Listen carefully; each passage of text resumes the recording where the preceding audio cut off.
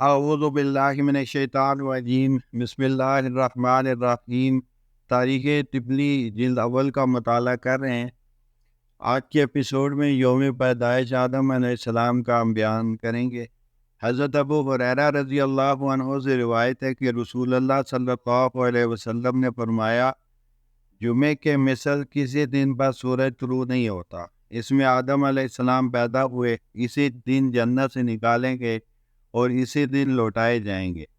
سلمان فارسی رضی اللہ عنہ سے مروی ہے کہ رسول اللہ صلی اللہ علیہ وسلم نے مجھے ارشاد فرمایا، اے سلمان، کیا تم جانتے ہو کہ جمعے کے دن کیا ہوا؟ میں نے عرض کیا، اللہ اور اس کے رسول صلی اللہ علیہ وسلم ہی بہتر جانتے ہیں، اور یہ 3 مرتبہ ارشاد فرمایا۔ اس کے بعد ارشاد فرمایا، اے سلمان، کیا تم جانتے ہو کہ جمعے کے دن کیا ہوا تھا؟ اس میں تمہارے باپ کو اللہ تعالیٰ نے پیدا فرمایا۔ ابو ہریرہ کعب رضی اللہ عنہ سے نقل کرتے ہیں کہ بہترین دن جس میں سورج طلوع ہوتا ہے وہ جمعے کا دن ہے۔ اس میں آدم علیہ السلام پیدا ہوئے، اسی دن وہ جنت میں داخل ہوئے، اسی دن جنت سے نکالیں گے اور اسی دن قیامت قائم ہوگی۔ عبید بن عمیر سے مروی ہے کہ سب سے پہلا دن جس میں سورج طلوع ہوا وہ جمعے کا دن ہے، اور وہ تمام دنوں میں افضل ہے۔ اس دن اللہ تعالیٰ نے آدم علیہ السلام کو پیدا فرمایا اور انہیں اپنی صورت پر پیدا کیا۔ جب اللہ تعالیٰ آدم علیہ السلام کی پیدائش سے فارغ ہوئے تو انہیں چھینک آئی، بس اللہ تعالیٰ نے حمد الہام فرمائی اور اس کا جواب دیا، یرحمک ربک، تیرا رب تجھ پر رحم کرے۔ سلمان فارسی سے مروی ہے کہ رسول اللہ صلی اللہ علیہ وسلم نے ارشاد فرمایا کہ اے سلمان، کیا تم جانتے ہو کہ جمعے کے دن کیا ہوا؟ 2 مرتبہ یا 3 مرتبہ ارشاد فرمایا کہ یہ وہ دن ہے جس میں تمہارے باپ آدم علیہ السلام کو پیدا کیا۔ جمعے کے دن وقت پیدائش آدم علیہ السلام۔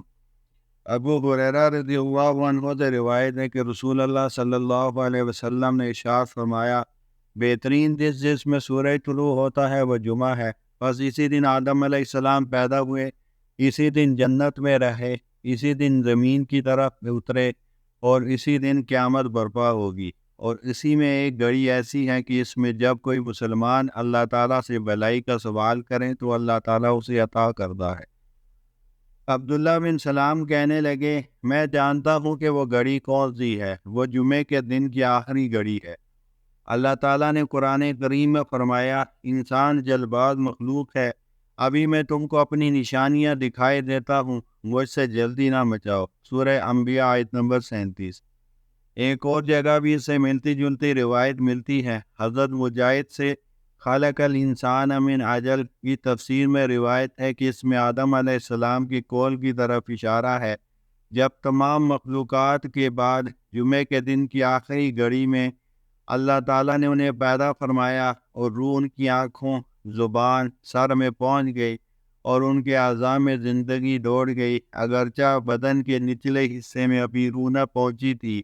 مگر آدم علیہ السلام نے کہا کہ اے میرے رب، آپ میری تخلیق کو سورج غروب ہونے سے پہلے ہی مکمل فرما لیں۔ حسن اور حسین رضی اللہ عنہما کے طریق میں بھی حضرت مجاہد رحمہ اللہ سے معمولی لفظی اختلاف کے ساتھ یہی روایت ملتی ہے۔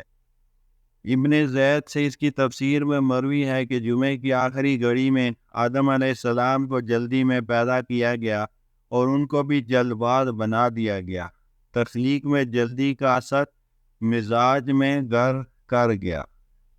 وآخر دعوانا الحمد للہ رب العالمین۔